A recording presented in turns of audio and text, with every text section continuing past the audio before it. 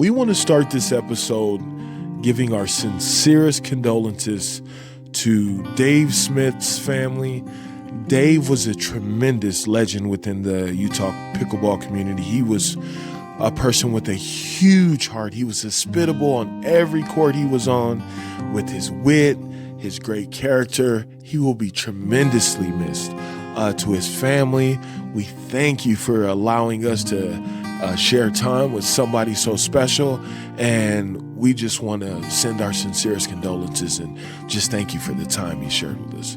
To Dave Smith, our condolences. EpicBalla, Drop in the Kitchen, episode 4. We have 2 amazing guests this evening, and if you allow me, I will introduce them from some notes that I took about them. When I think of our next guest, I think of a lioness. She does this unassuming stretch, and then she becomes engulfed with the competitive, determined, intense energy that permeates "You're Not Ready."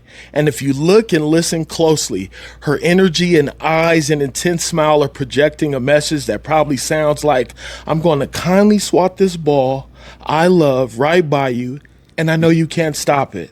She is the matriarch, the leader of her pride, that tells her tribe, where I land, I stand. And it's a continuous affirmation and dedication to her resilient legacy.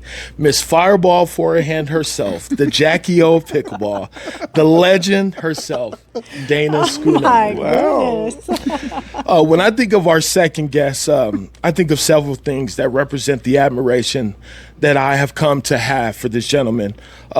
He exudes a debonair quality that's unique and genuine.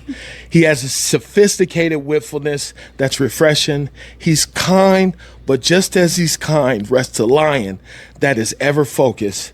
His piercing, deep blue eyes cast out a determined, calculated, tenacious competitor that breathes winner. The Benjamin Button of pickleball, who just celebrated a B-Day, the man that's more calculated than Texas Instruments, and daily making young people come to terms with his magnificent pickleball prowess. That guy himself, the legend, Richard Haddock. Good evening. You guys are amazing. I made the onus to put legend on there. We're in a time today where we can record later. I mean, in our past, we used to have conversation and dialogue as people, and we would expand on people's greatness, and we would say, "You remember such and such?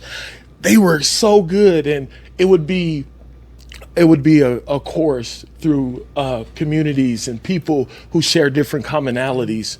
But today we live in a time where we can record those commonalities and we can put those legends in their rightful places. And it's been a wonderful thing to learn of your pickleball prowess, to learn of your kindness, to learn of how awesome you guys are in this community, how you guys give love every day through competition, through kindness, and just through a spirit of an example. So I am tremendously honored to have you guys as guests. I'm tremendously honored to bring your story to the masses and to our audience. You guys convey everything that EpicBalla represents. When I first remember hearing the name EpicBalla, I said, EpicBalla? Man, what are we going to do with EpicBalla? But there's no mistakes made, because Epic is narrating the deeds of heroic or legendary figures. And this game of pickleball has become heroic in a lot of spaces, allowing us to have an endeavor, a place where we can commune and love each other. And I'm glad I'm able to transcend and have that joy in here and an example of it through you guys. So,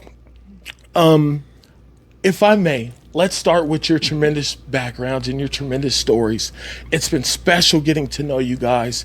I'm thankful to get to know you guys. You have no doubt enhanced my life.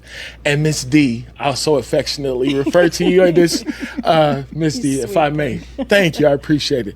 If I may, if you will tell us a little bit about your early upbringing, born and raised, some of the experience that you've had that have allowed you to be the special person that you are today.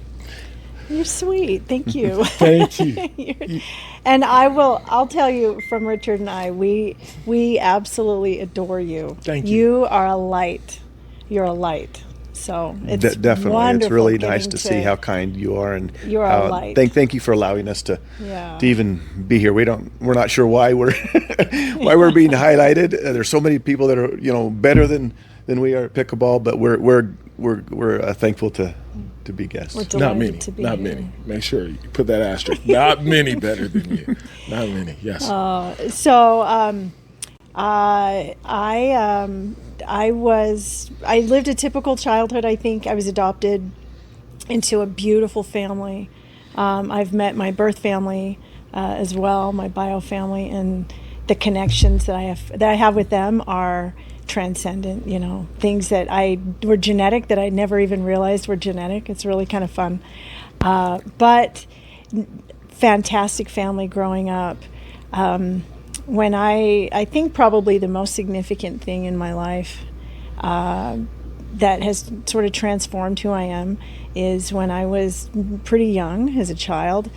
I went from being very, very athletic and very active, playing a lot of different sports, and being a tomboy. Then suddenly I found that I was unable to do certain things that I had been able to do before. I couldn't play the piano anymore. My fingers wouldn't work. I couldn't run anymore. I would run a soccer field and I would get midpoint, and then I wasn't able to run anymore, and I would barely be able to walk, and I couldn't lift my legs, and then I suddenly was unable to speak, and I was drooling, and I couldn't close my mouth, and I couldn't close my eyes, and I couldn't smile, and I couldn't swallow, and I was having a hard time breathing, and I couldn't move my arms. And the good doctors up at Stanford University figured out that I have a disease that caused a lot of paralysis. So I was taken from being very, very, very healthy and active and constantly moving and running and playing sports to suddenly not being able to do any of it and having a hard time speaking and communicating as well as moving. And it took all of that away from me. And for the next at least 12 years, I was not able to really do much. And that was taken from me, my health and my ability to even communicate or smile even was gone. And that was a challenge. Learning how to live life with your body not doing what you want it to do is challenging. And I went into remission in my 20s, and I have never looked back at being able to run and move my body, and I will never again take a healthy body for granted. I will do all that I can do to try and express myself through my physicality, which is great. I have been able to have beautiful children.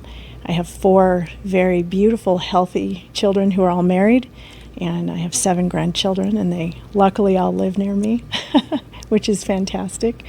What else do you want to know? That's my family.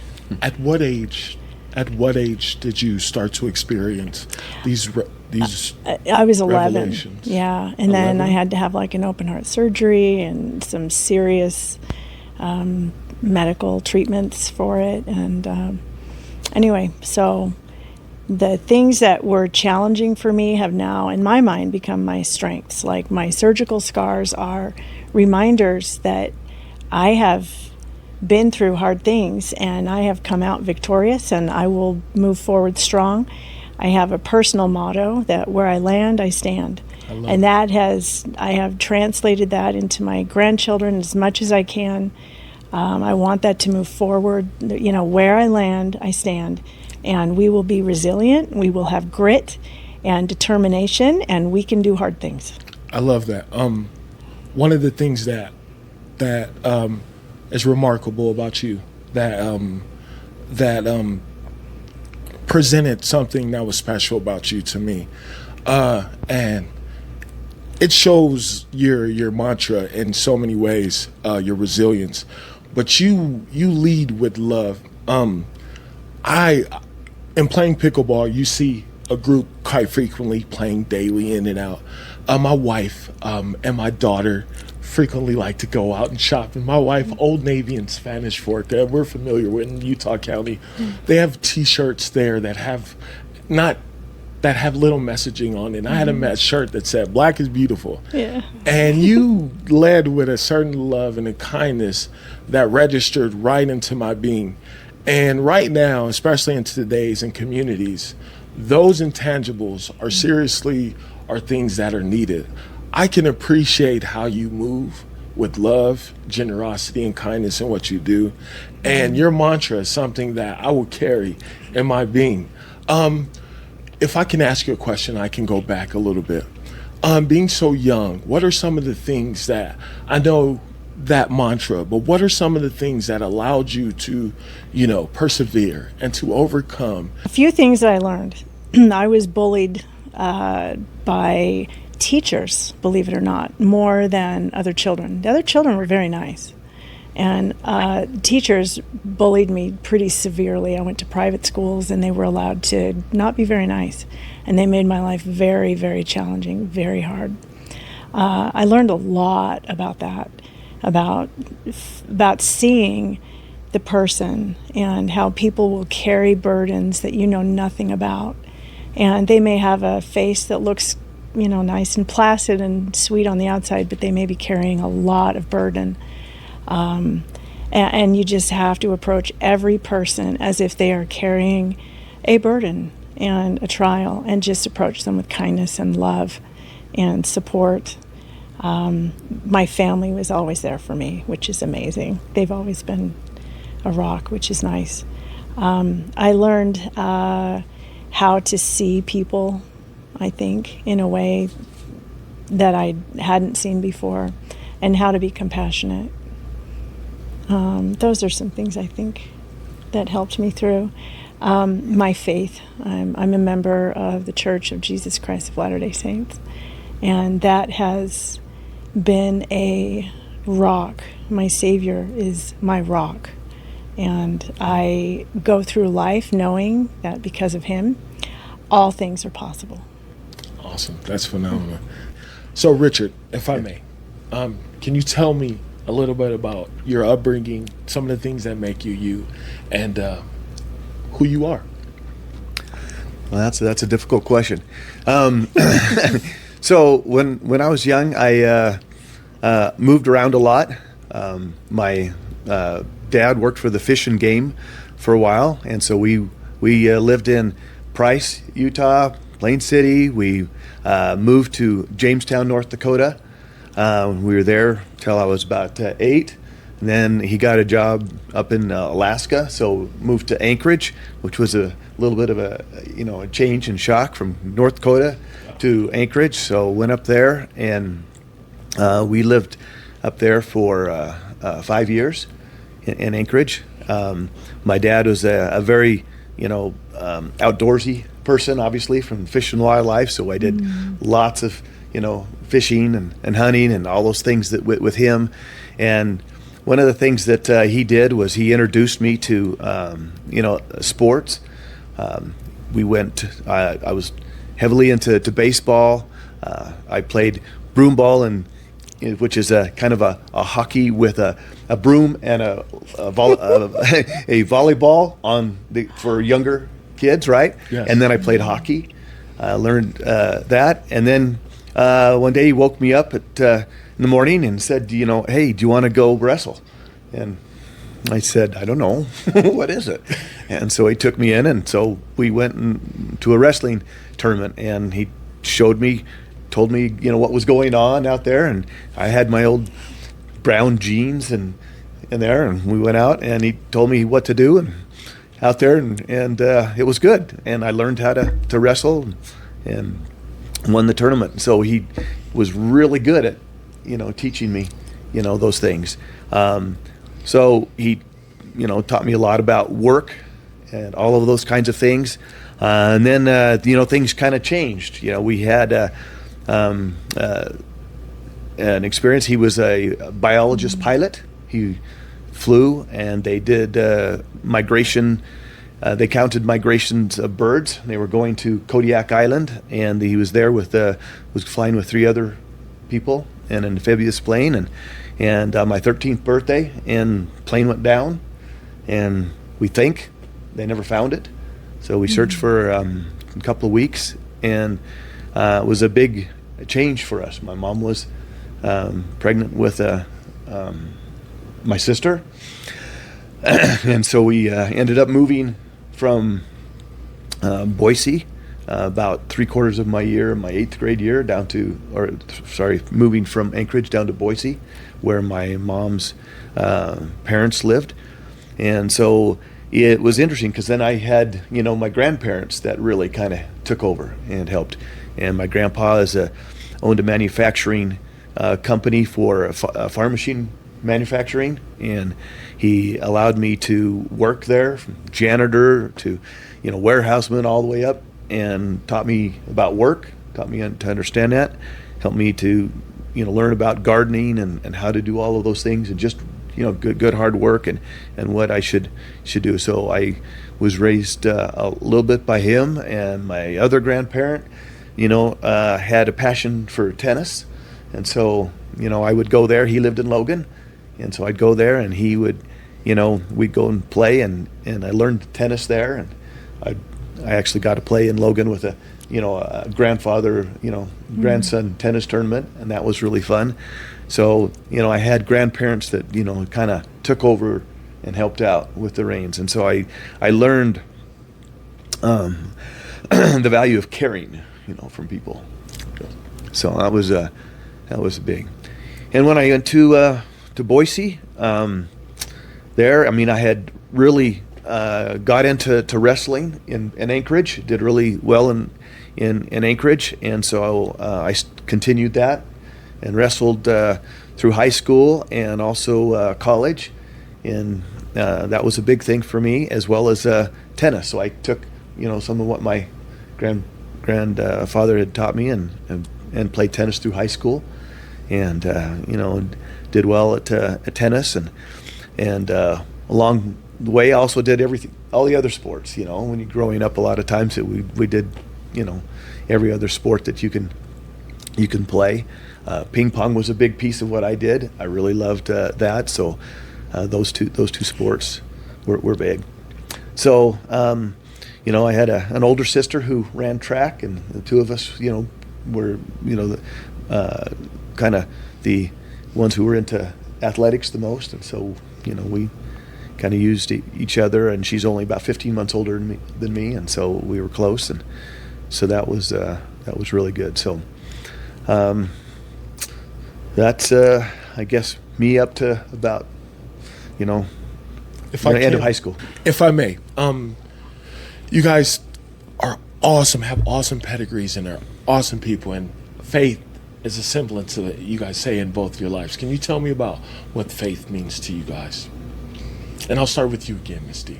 What faith means to me. So, very quickly, yes. I was raised in my faith, in my church, the Church of Jesus Christ of Latter-day Saints, very active my whole life. But I basically fought along just because it was what you did.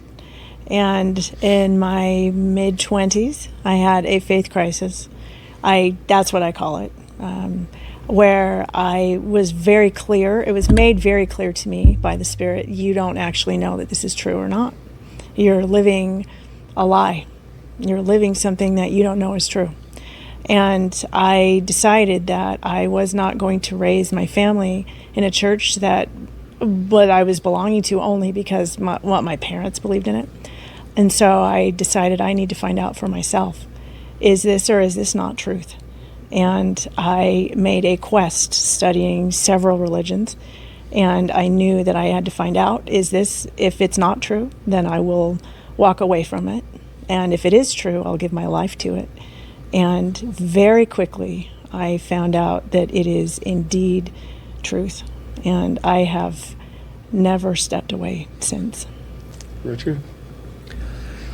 Well, it's interesting because when I moved to Boise without my dad, my mom was kind of, you can imagine, a little bit shell-shocked and so forth. And so I was without a dad and spent a lot of time just with friends there, and trying to find who I was, and with faith, and as teenagers do, you just kind of do do a lot of dumb things when you're teenagers, and you try to figure things out. And I decided that when I was getting ready to be the age that we could go on a mission, I'm also a member of the Church of Jesus Christ of Latter-day Saints. I decided I needed to make a different kind of commitment, and so I did. I made a commitment to myself, and I did a couple of things that were really hard. I committed that I would never swear again, and today I haven't. Since then, I committed, to just to be committed. So it's good. Went to Ontario, Canada, and learned leadership, learned faith, learned about people, about caring. I learned, those kind of things, and those things taught me about, what faith could do to me, and it made a difference. And so, it's been a big part of my life, and my marriage, and my family, and through a lot of hard things, got me through. Awesome. That's awesome. Pickleball has been a blessing. Yeah. Has been a blessing to our Right. lives. You said big part of your life and faith. I know pickleball has become a big part of my life in the last year. Tell me, how did you come to start to play pickleball and fall in love with this game that we love so much? I'll start with you, Rich. Yes. Yeah. All right. Well, it's actually started with the pandemic. So March 2020. Yes. I had been playing basketball every morning for about over 20 years with a group of guys for a long time. And during the pandemic, we couldn't play anymore, right? You couldn't get together. It was too close and everything else. And I was also starting to have some injuries with my Achilles. I just had some micro tears in it, and I would play for, 3 weeks, and then I'd be out for a couple of months, 2-3 months, and play again, and that was. But basketball at that point became my way of keeping in shape. It was passion. It was something that I really loved to do. Right. Well, when the pandemic hit, that didn't happen. And then had a friend who I had played tennis with a couple of times. His name was Steve Scatty. He said, there are people over there playing pickleball, and I think you'd be, you ought to go over and try this. And I go, never heard of it. What is it? And he invited me over there, and Dayna had a group that was over there. They'd been playing for a while. I showed up, and I played with a borrowed paddle for the first month, trying to see if I really liked it or if it was something I wanted to do, I was interested in doing, and kind of thought I liked it. It was kind of, to me, it was ping pong with a big paddle. It was tennis with a little different attitude, and so the two married for me was like, this is for me. And it just kind of it just fit for me. And so that's kind of how it started. And we had a group there that we played together with, and Yes. we've become great friends over a long period of time. We've played, we still play with them as well, and it's been just a fun experience to have got to know a group of people at a different social level. Yes. And that, which is one of the things that pickleball allows us to do, and I can talk about that a little bit more, but that's kind of how I got started on it. That's awesome. How about you, Miss D? I had a friend who just invited me, Eva, and she asked if I knew how to play pickleball, and I said no. And she introduced me to it, and we started a group at the church, and that's how we met. But there were, 40 people or so. We'd get together every morning and just play. What I find fascinating is how many, so women naturally, I think, are more social, and I don't want to stereotype, but I think it might hold true. So we tend to have lots of friend groups, but often men don't. And I can't believe how many men, I would say at least 6, maybe 7 or 8 at this point, who have approached me and told me, and I know this sounds hyperbolic, but it's not. They have said, pickleball has saved my life. I have heard that from so many men, that they were lonely, they were in depression, they didn't have any friend groups, or they reach a certain age where their only friends are maybe siblings, or, they don't really have, people have work friends, but those aren't real friends, right? But so many men have said, pickleball has saved my life. And I think that's fascinating to me. And Yeah. off of that, I would say, I don't know if it got to the point saved my life, but it made a huge difference for me socially. Absolutely. For me, I didn't have a big social and especially close friends, Yes. over time. And so it was something that allowed me to, one is I could be social with, males and females together. We Yes. had great times. It was just fun, and it really did. And then, if you look at what it is now, it's amazing. I have so many, friends. You have a that I big social group The now. social Yeah. group is just, huge, and it's a support that has changed me. Yes. It has, and it's been a very positive change for me. I can Which is speak- fascinating, yes. isn't it? Because you play basketball and you still are with men, but it's not the same. It's not the same ethos, is it? It's I- very no. different. It is. It No. is. It is. Very, Yeah. it was very, It is. very different. No, we played for 20 years, and some of the people I would just still call you. Yes. Yes. Right? Yes. You in pickleball, we know people's, names. We get to know them. We We have stop. breakfast groups. We Yeah. while we're waiting, fun. we Yes. get a chance to talk about their lives and their families and where you are and all that kind of stuff. Yes. You don't get to do that as much, and so it does. It becomes a way to, better understand people and emotionally connect where otherwise I wouldn't have. Very much so. From personal experience, I think in a year's time, I fell in love with the game last year. I don't know where I would be without the staff and my brothers. I was in a space like that, professionally working my tail off in a new space in Utah, which was beautiful in its own. My neighborhood community, all kind people, but I didn't have those connections. Yeah. Just having dialogue with my family that I did throughout my mom was like, you need to compete. You've done that all your whole life. You need to compete. I heard the roars in the crowd from a pickleball crowd, and I got a paddle and went out there, and what a blessing. All the things that you talked to, it has saved my life in a large sense. I know gentlemen like, shouts to my guy Norris, much love to that brother. His story is amazing, but I know it's saving people that are fighting for their lives. But I needed a balance that pickleball, I have a community of people that I admire, that I get to look to, that I get to share things with. I get brothers that walk with me in faith, who help me in my walk, and this, that. I'm thankful for pickleball. It's been an absolute godsend. Tell me, you guys are a talented duo. Some of those things that you get on the court with, and you are next to a stranger, and you have to find yourself working in synchronicity. And a lot of times you find more than not some people that you just have this natural ability to play well together. Just you find that symmetry with some partners in pickleball. And some others you might not, but there's an element. You guys have an element of symmetry that is special, that whoops on a lot of people.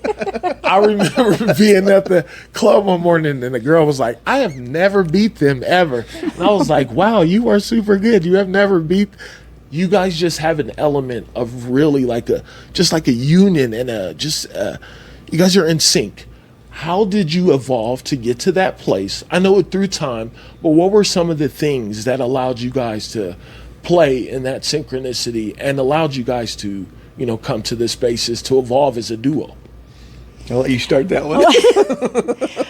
I would say starting off, we have similar styles that we like to play. So there are some people who like the front game, and some people he has a tennis background, so he likes the backcourt more.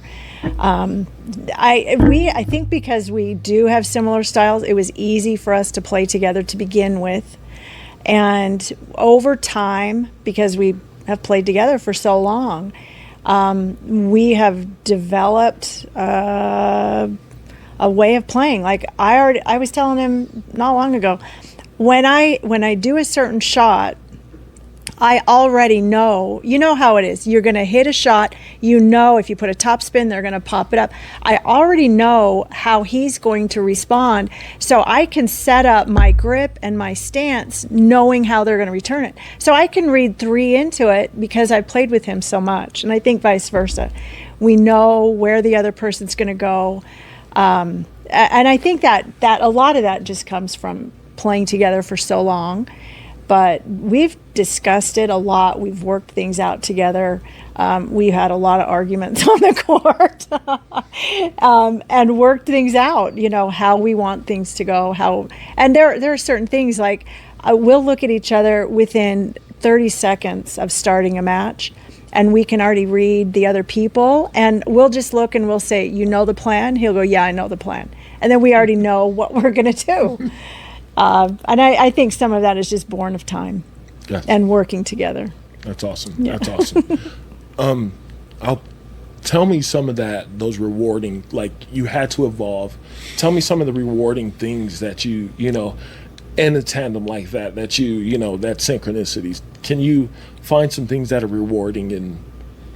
Well, I think, you know, to add on to a little bit what she was saying, I had somebody the other day when we were talking about, trying to find, a good partner there, and one of the things is you're trying to find somebody who has the same energy that you do, and it's hard. And when you say energy, it's more than just, what that you put into it. It's the feel, it's the interest, it's the passion for the game. It's all of those things. And you have to have somebody that you connect with, and the style is the same. I mean, we have played, a long time, but, we probably wouldn't have played a long time if we didn't, like, for instance, we play, most mornings, right? And some evenings together, right? So that is something that most people probably couldn't do, and most can't play that often and play as much. I mean, we'll play, 3 hours in the morning, sometimes 2-3 hours at night, if on some nights, and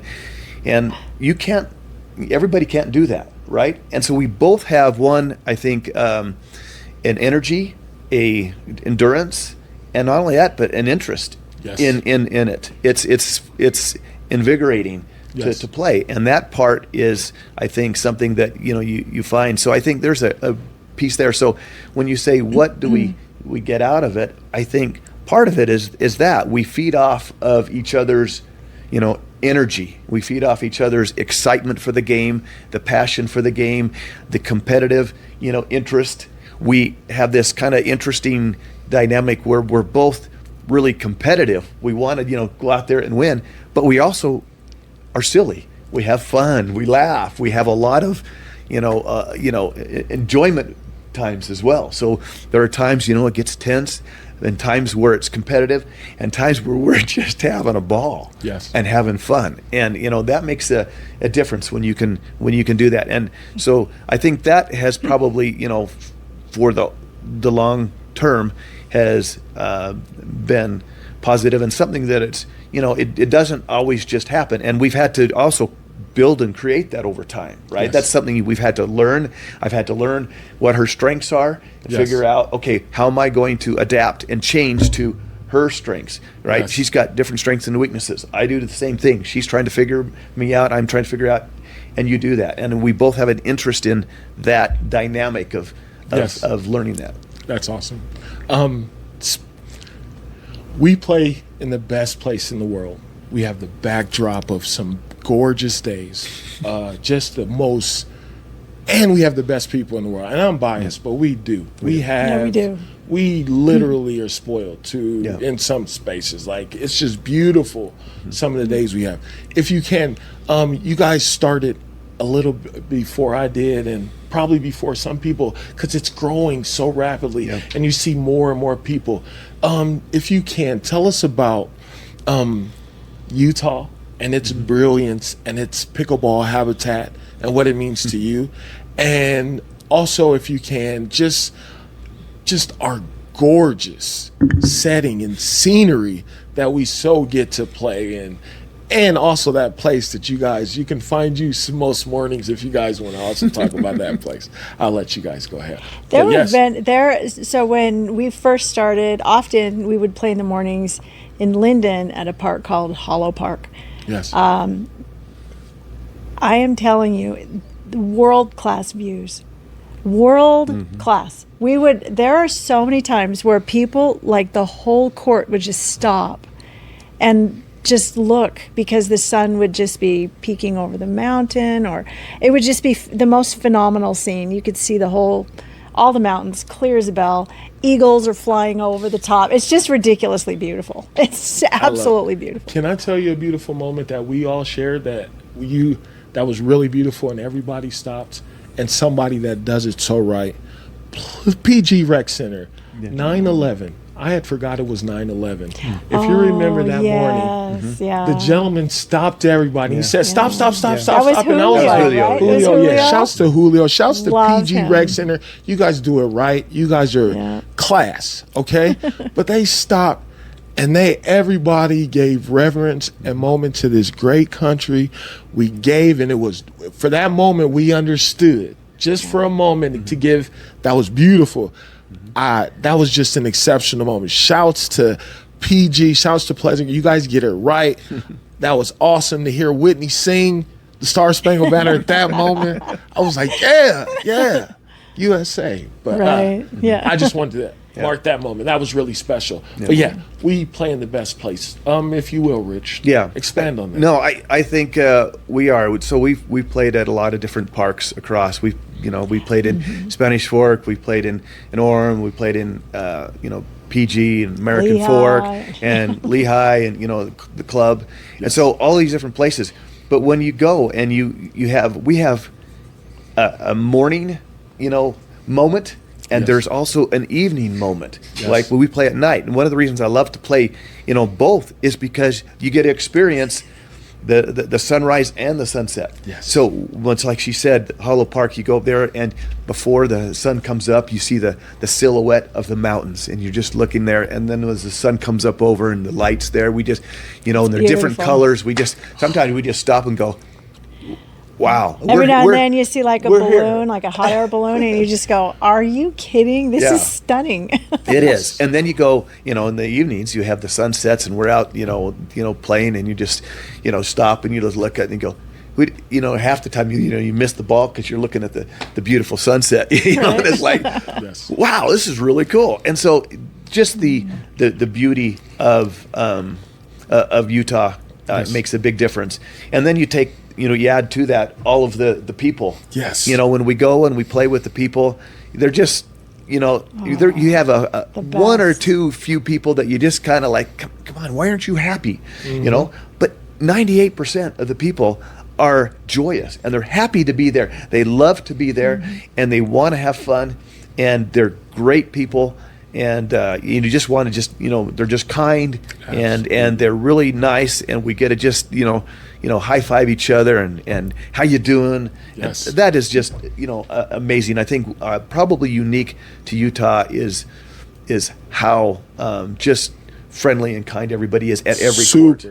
And Super welcoming. Yes. How many times do we have some little 13 or 14-year-old kid who comes onto the court on a pretty competitive, arena, and people will play with that person and just be kind and supportive, and you got this, and giving them tips, and I love it.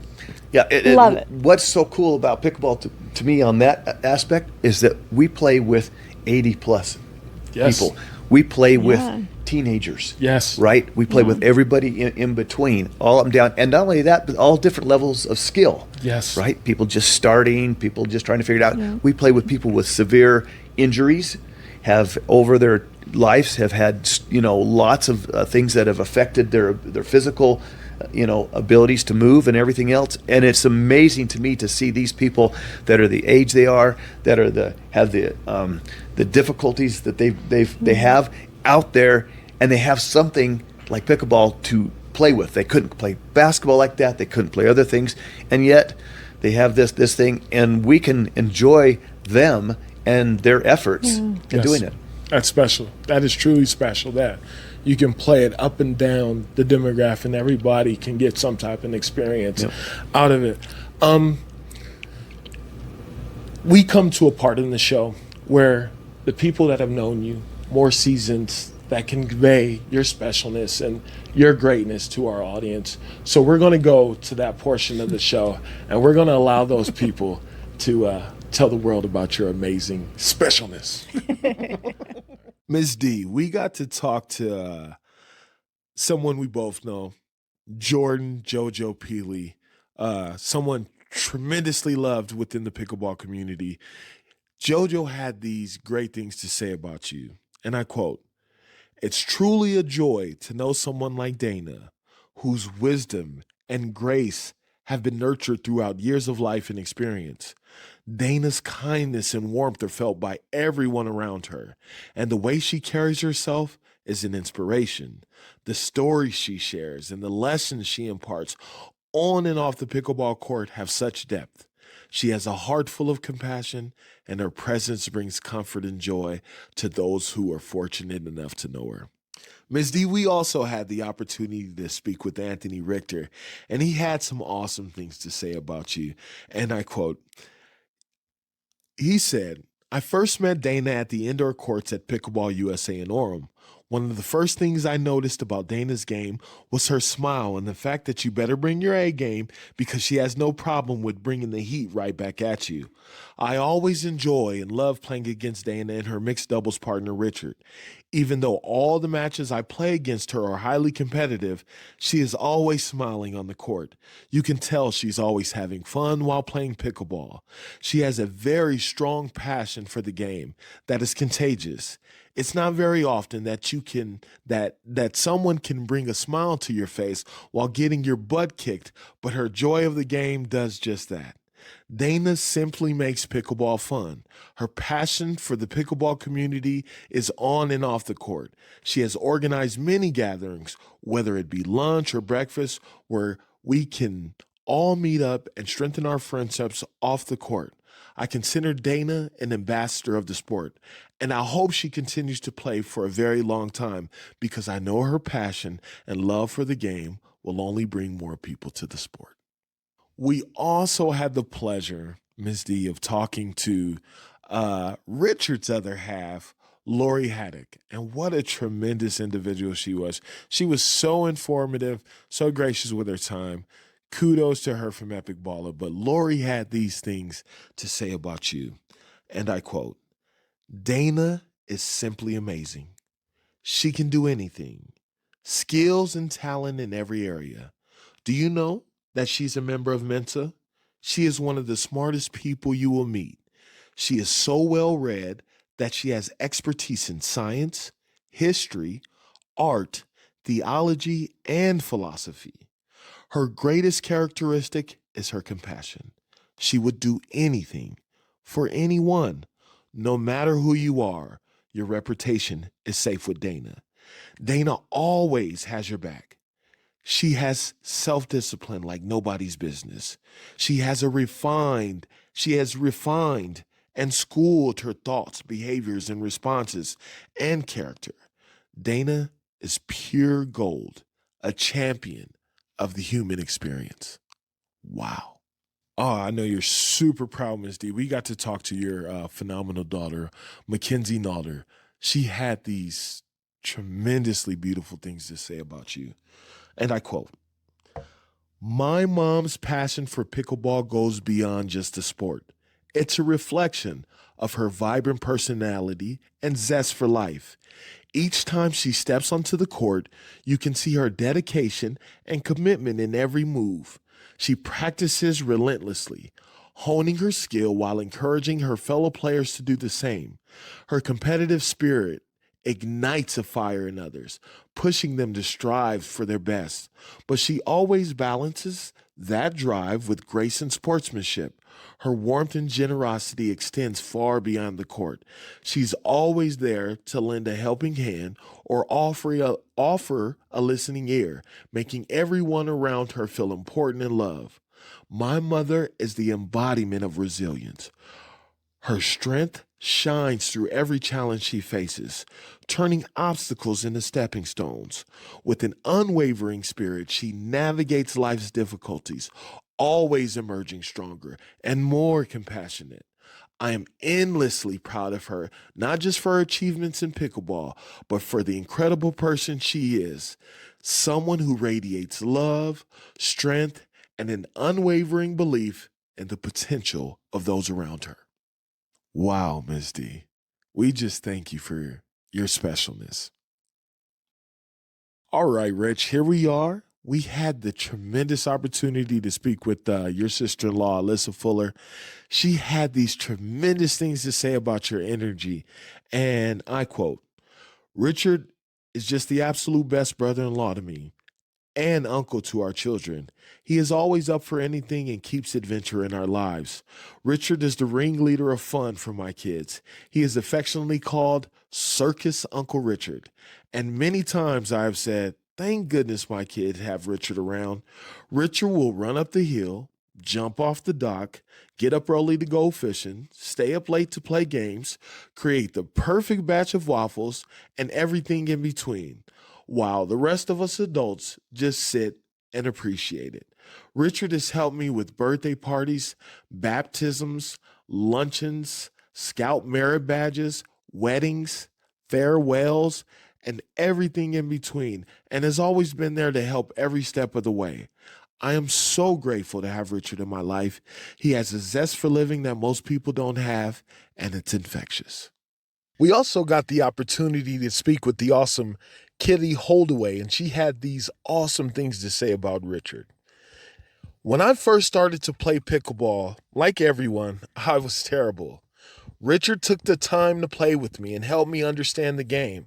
At a time when nobody else wanted to play with the newbie and lose, Richard did.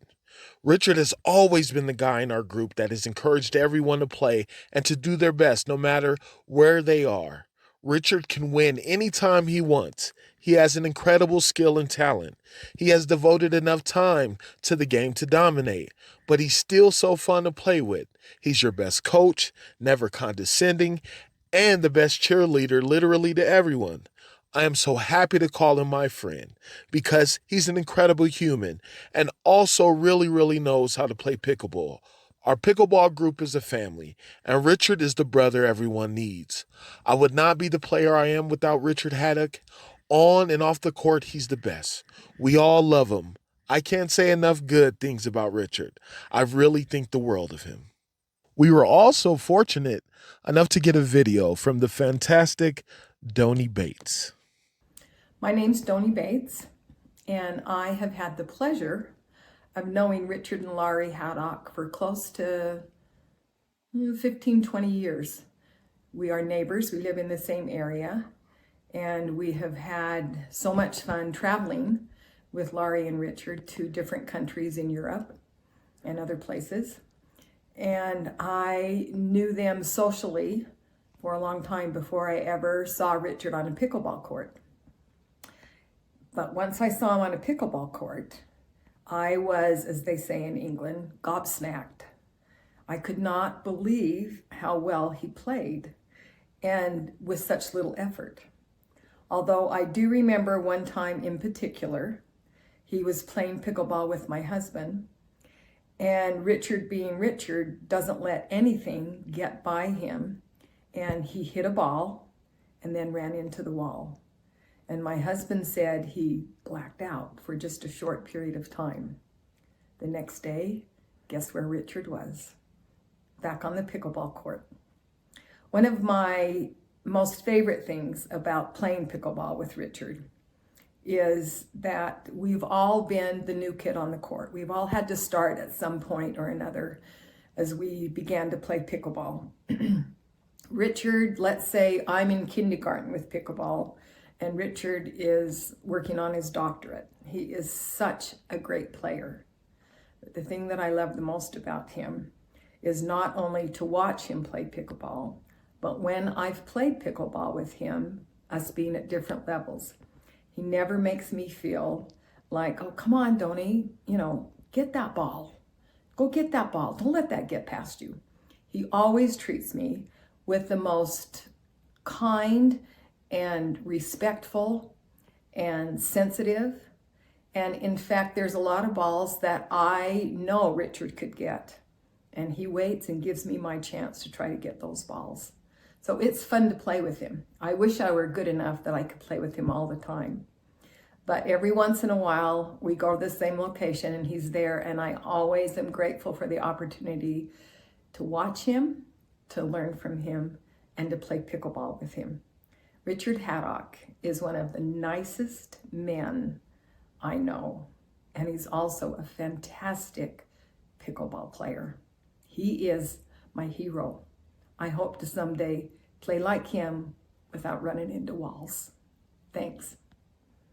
Richard, we had the opportunity to speak with, I must say, the best person who has conveyed our guest in any way, and that is your wife.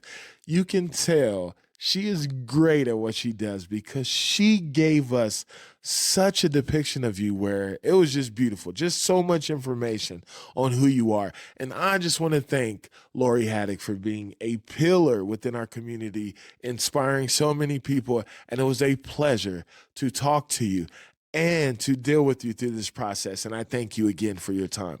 But Rich, she had these amazing things to say about you, and she put them in different sections. So we'll go off into each section reading how she depicted Richard. So she started with the gifts and intangibles you have as an athlete. And she said, general athleticism, a keen sense of strategy, speed, maneuverability, reactivity, endurance, physical stamina, and great eyesight. She said one of the great intangibles you have is patience. And she used examples like this. She said, this man is patient on and off the court. On the court, he puts up with bad tempers, the occasional swear word, jealousy, and intense competitiveness, which can cause some less than ideal behaviors. He reacts to all of it with grace and kindness. Another intangible, she says, you're gentle. She said, though Richard, the lion heart, is a fierce competitor, he is thoroughly gentle. He has a heart of gold and wants the best for everyone. I love how he adjusts his play so that even beginners can have fun. He is a generous player who advocates for the sport and for other players. She also marked your discipline as a great intangible that you have. She said, this guy has a will of iron. He doesn't procrastinate. He is never afraid of a challenge. He gets the job done. But lest you think it's completely perfect, he isn't great at putting away his tools all the time. Okay, I exposed a little bit of his flaw. She also marked an intangible that I'm frequently able to witness, and that's you're always in a good mood. She said this. She said, Richard is so rarely grumpy. How can you always be in a good mood? Well, he just is. When everyone around him is tired and grumpy, he is the positive, happy one. He's never hangry. Through challenges, he is positive. In a crisis, he is solid and reliable. Last but not least, she said this, and I believe it's one of the most important things about you. She said, Richard is a man of faith who loves God and loves his neighbor. He was blessed with the desire to do the right thing. I call him practically perfect in every way. He is an absolute joy to be married to. Thank you, Mrs. Haddock. So the next few people shared sentiments about the both of you as a tandem. We also had the opportunity to speak with that man, Wes Loves to Lob Tulia, and he had these special things to say about both of you guys. He said, Richard and Dayna are two of the nicest people you can meet. They both have complete games that complement each other. They are very well respected in the pickleball community and are great friends. I love playing with them as they are always complimentary of other people's shots and are just fun people to be around. We just want to thank everybody who took the time out to convey our guests in the light that they did. And we just want to thank our guests for being champions and legends on and off the court. So I would like to say a thank you to so many people in my life who have been there for me and supported me. I want to thank Richard and his wife Laurie, who are my best friends. And they have been a soft place for me to fall during hard times. And my family, my children, the pickleball community, and my friends. I just want to thank all of them. And especially I want to thank my Lord and my Savior, Jesus Christ, for being my rock. So for me, there's a few different groups I think I want to thank. First off, I got to thank my wife. Laurie has been super supportive. She's noticed that this is an interest for me. It's a passion for me. It's something that affects me. And sorry, and it's been really valuable to have her love and support. So I want to do that, and I also want to thank all the the groups that we play with. I mean, like we said, how we started. The people that we played with there in the church for so many years in Hollow Park, we had great times with these people, right? They made it interesting and fun to play on a daily basis. That was there, and even just all the different groups. We go to the club, we go to we play at PG, we play at Hillcrest, we play at different places.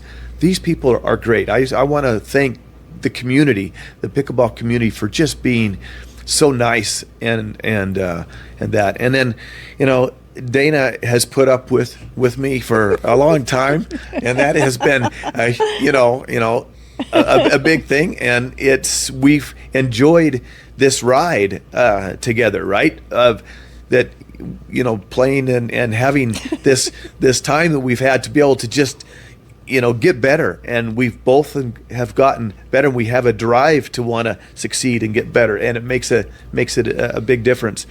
And then I also there's one other person I've worked a lot with, L.A. Carlisle, who's a Selkirk rep, and she has been very helpful. I've been able to test the Selkirk balls before they come out. I've had 3 different paddles that different ones that she's helped me with. I tested one for about 6 months that had a test surface on it, because I keep wearing out the center of the paddles too quickly, and the putting the grit comes off and everything else. And so she's helped bring me different paddles to try out, and it's really been fun to do that. I saw her the other day, and she says, there's another one coming out. They're trying a new surface. And I go, I'm ready. Let's go.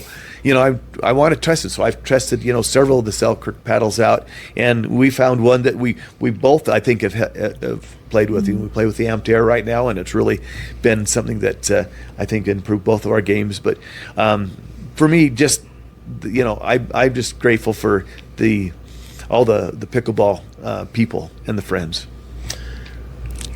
This has been special. 2 amazing special people. Episode 4. Can't get any better than this. I just want to thank Dayna. I want to thank Richard for their time. I appreciate all they bring. I look forward to days on the pickleball court, competing, loving what we do. This has been special. We do this for this amazing #1 place in the world, the best people who play pickleball. We do this. EpicBalla for you. We're invested in this great place. EB on the rise.